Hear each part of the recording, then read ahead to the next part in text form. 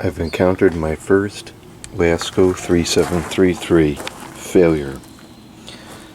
I was using this out here under the deck a couple days ago while I was working on some air conditioners, and a gust of wind came by and it tipped over and it just exploded.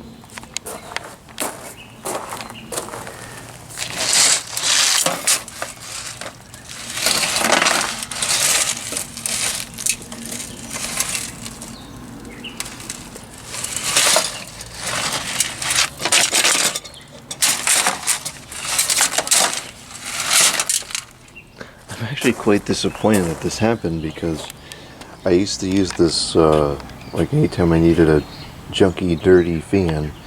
I would use this outside, or if I was working on stuff in the house or whatever. I've gotten a lot of use out of this thing. This is a junky old one I got out of the trash. I think there's no switch and everything is all busted up, but it ran and it moved air, or used to. But now it is the broken.